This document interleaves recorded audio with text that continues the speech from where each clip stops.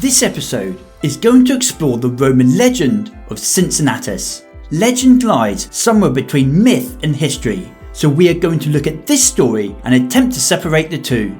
So, who was Cincinnatus? His full name was Lucius Quinctius Cincinnatus, and he lived in the mid-5th century, between 519 and 430 BC in the early Roman Republic.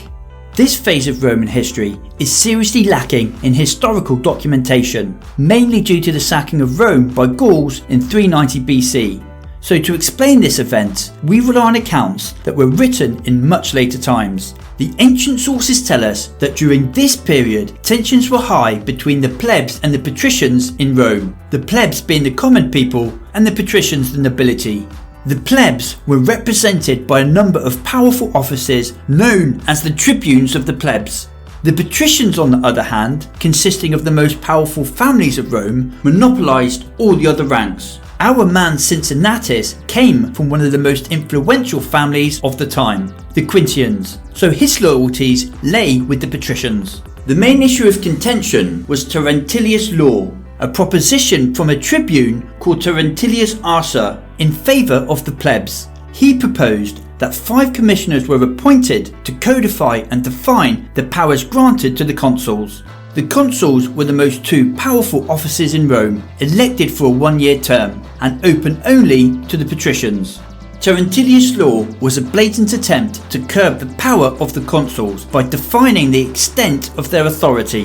One of Cincinnatus' sons, Caeso, who was described as being as tall and as strong as an ox, saw himself as a champion of the patrician cause.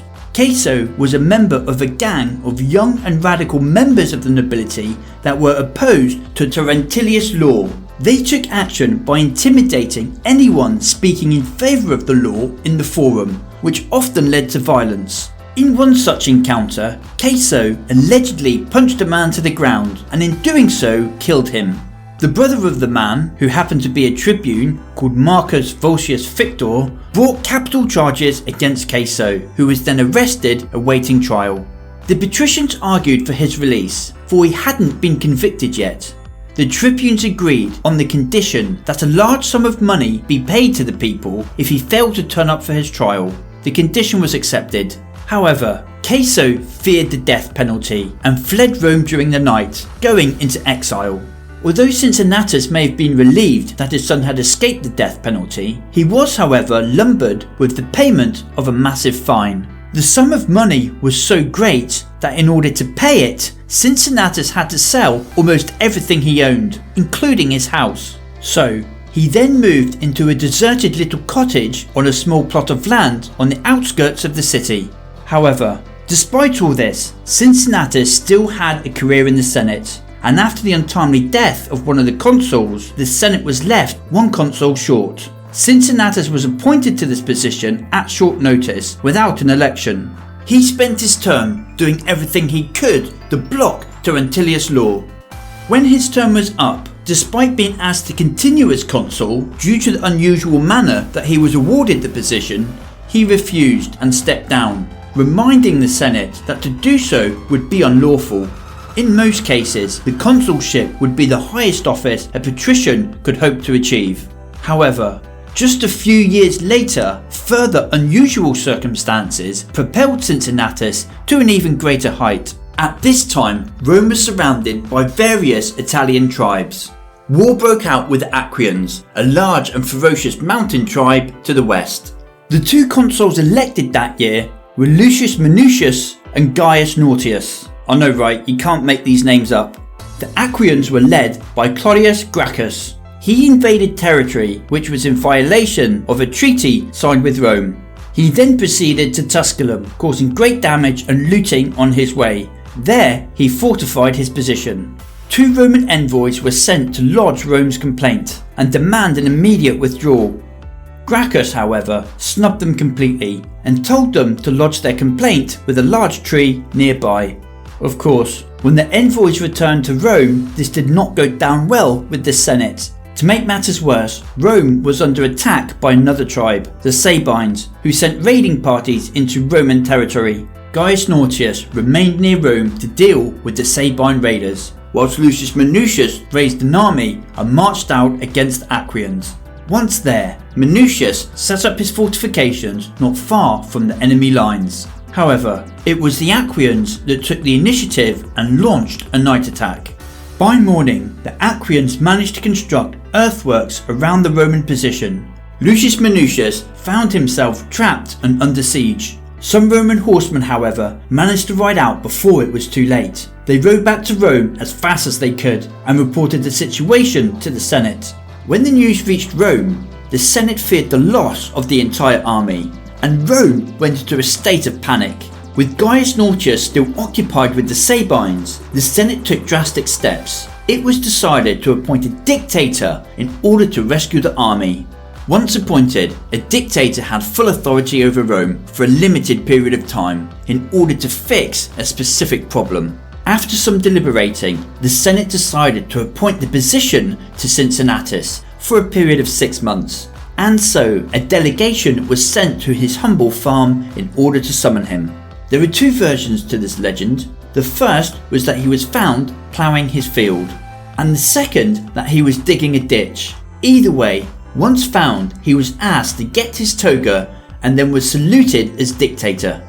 The next day, Cincinnatus got to work. First, he appointed Lucius Tarquinius as his master of horse, which was the Roman version of second in command. Tarquinius was considered to be the best soldier in Rome. However, he was too poor to own a horse, so I guess he must have borrowed one.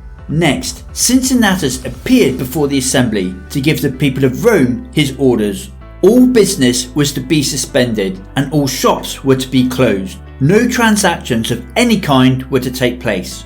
All men of military age were to report to the Campus Martius by sunset, with 5 days' rations and 12 stakes. A stake, by the way, was just a spike of wood used to build military defences. Rome went on a full military mobilisation. Cincinnatus then marched his army to meet the Aequians. Cincinnatus and his army arrived at their destination by midnight, and by that time Lucius Minucius and his army had been under siege for 3 days. Cincinnatus manoeuvred his troops to form a ring around the Aequian army. He then ordered his men to shout as loud as they could and then dig a continuous trench around the enemy position. The shout was to inform the Aequians that they had been surrounded and inform Lucius Minucius that help had arrived. Minucius, believing the attack had begun, ordered his troops to attempt a breakout, which lasted the night. And by dawn, Cincinnatus' army had completed not just their trenches, but a palisade surrounding the army. Using those stakes, by the way. He then wasted no time and launched an attack of his own, forcing the Aequians to fight on 2 fronts. To avoid a massacre, the Aequians surrendered. They threw down their weapons and their leaders were brought to Cincinnatus in chains. Cincinnatus' troops then helped themselves to plunder, after which they returned to Rome, where Cincinnatus was awarded a triumph. Job done. To tie up loose ends, Cincinnatus started by punishing Lucius Minucius, first with the stern telling off, and second by replacing him as consul with another senator. Also, Minucius and his troops were denied any of the plunder. Gaius Nautius, who had been campaigning against the Sabines, was also victorious. Cincinnatus also had a score to settle. The tribune who had brought allegations against his son Caeso, called Marcus Volsius Victor, was charged with perjury, with the accusation that his brother had died at home in bed as a result of being unwell and not as a result of Caeso's attack. He was found guilty and exiled from Rome. Then, after just 15 days into a 6-month dictatorship, Cincinnatus resigned his office and went back to his cottage to attend his farm. The sources tell us that at the age of 80, Cincinnatus became dictator one more time in order to put down a conspiracy against Rome. Once appointed, Cincinnatus summoned the man suspected, and when he refused, Cincinnatus ordered his death. There is another story that later on, Cincinnatus had another son face charges on trial, this time for military incompetence. However, due to the fact that Caeso had never returned, all the charges were dropped by the jurors, entirely to prevent the old hero from the heartache of having a second son exiled. Cincinnatus would later die of old age. So, what can we make of this legend? What is myth and what is history? Here's my interpretation, and it is just that, so feel free to disagree. It is more than likely that Cincinnatus is a real historical character. We have a full name and his family clan, and in my opinion, a real battle of which this legend springs from. However, the Cincinnatus in this story is not just a great military leader and statesman, but a Roman that puts the needs of the state above his own personal ambitions. So, let's start with Caeso's trial. First of all, I see no reason to doubt this event. Trials like this were common even among the nobility, both in Roman and Greek society, and self-banishment to avoid the death penalty was also common. But whether Caeso was actually guilty or not, we will never know. But what I don't buy, however, is that this event drove Cincinnatus into poverty.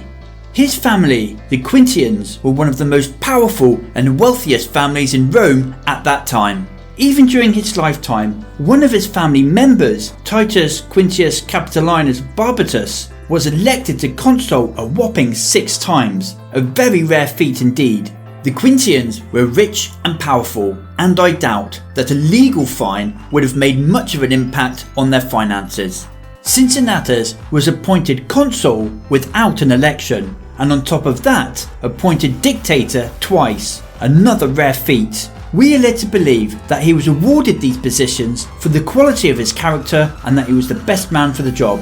However, Romans were very ambitious, and I am sure that many in the Senate desperately wanted these positions for themselves. For Cincinnatus to continue to get these top jobs, it is more likely that he gained support by promising political favours and good old-fashioned bribes.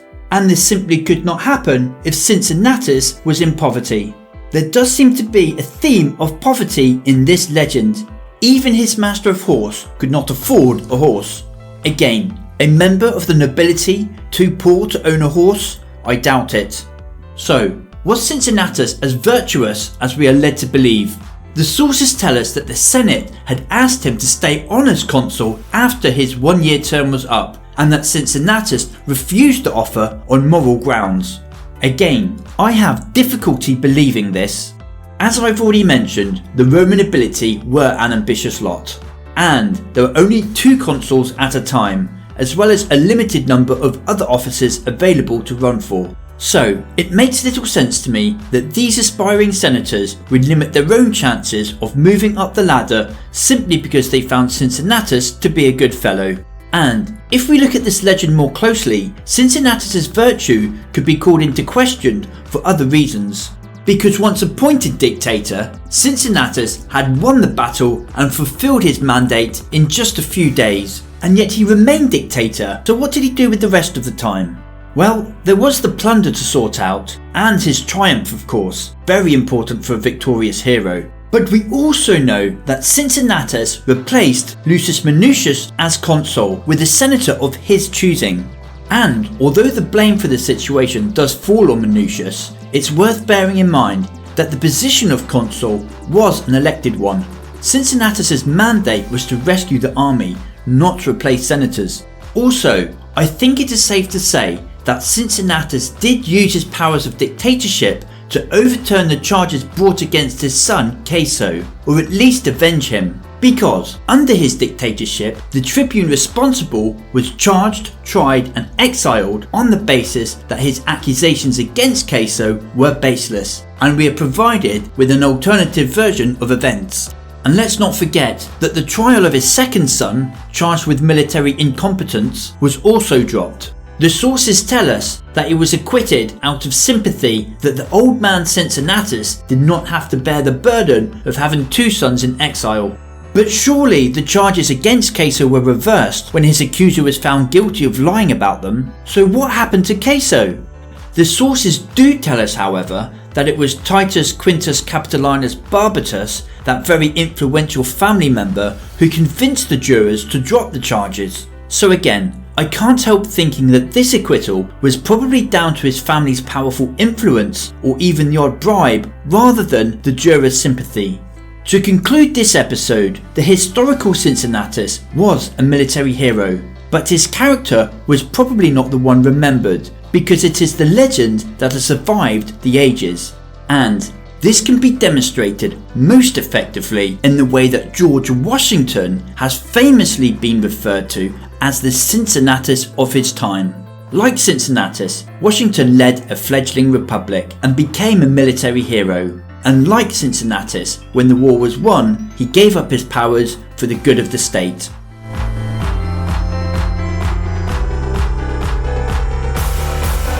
Thank you for watching, and if you like my content, don't forget to like, share, comment and subscribe.